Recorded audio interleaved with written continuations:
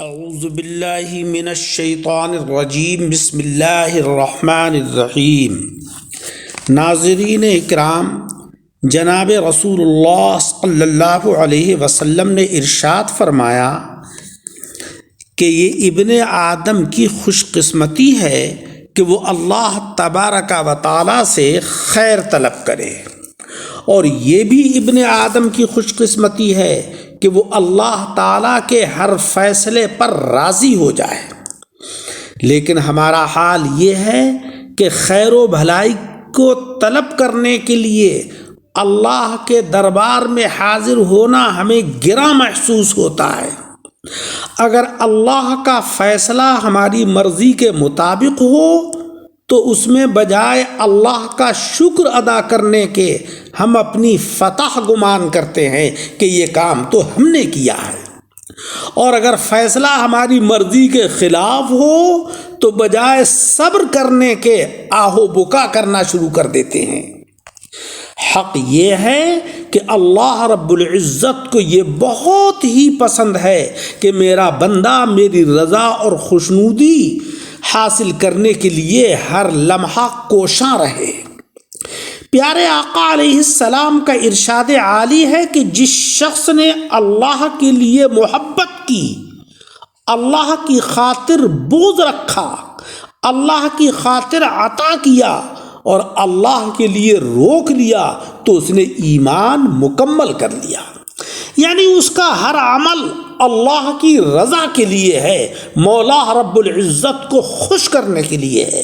پیارے نبی سے دریافت کیا گیا کہ یا رسول اللہ، کون سا آدمی سب سے بہتر ہے؟ تو آپ علیہ الصلاۃ والسلام نے ارشاد فرمایا کہ ہر وہ شخص کے جس کا دل پاک و صاف ہو، اس میں کوئی گناہ نہ ہو اور زبان کا وہ سچا ہو، یعنی قلب انسانی بغض و عناد سے پاک و صاف ہو اور زبان صدق و وفا کے ساتھ متصف ہو۔ بغض و عناد اور کذب جہاں روحانی امراض ہیں، وہیں ظاہری اجسام بھی ان سے متاثر ہوتے ہیں۔ آج ہمارے دل و دماغ جو بہت ساری بیماریوں میں مبتلا ہیں، اس کی وجہ یہی ہے کہ ہم بغض و عناد اور کینہ اور حسد اور نامعلوم کون کون سی چیزیں اپنے اندر پیدا کیے ہوئے ہیں۔ اگر ہمیں سکون قلب اور امراض سے چھٹکارا چاہیے تو ہمیں رب تبارک و تعالی کی جانب آنا ہوگا۔ پیارے آقا علیہ السلام کی حدیث مبارک ہے کہ بغض یا حسد اتنی بری خصلت ہے کہ اس کی وجہ سے انسان کا دین اور اخلاق تباہ و برباد ہو جاتے ہیں، بلکہ یہ خصلت دین اور دنیا دونوں کے لیے نقصان دہ ہے۔ اور یہ بات یاد رہے کہ مسلمان کے مسلمان پر 5 حق ہیں۔ نمبر 1، سلام کا جواب دینا۔ نمبر 2، مریض کی مزاج پرسی کرنا۔ نمبر 3، جنازے کے ساتھ جانا، یعنی نماز پڑھنے کے بعد، نماز جنازہ ادا کرنے کے بعد جو ہے وہ جنازے کے ساتھ بھی جانا۔ نمبر 4، مسلمان کی دعوت کو قبول کرنا۔ اور نمبر 5، چھینک کا جواب یرحمک اللہ کہہ کر دینا، یعنی چھینک جس کو آئے وہ الحمدللہ کہے اور سننے والا اس کے جواب میں یرحمک اللہ کہے۔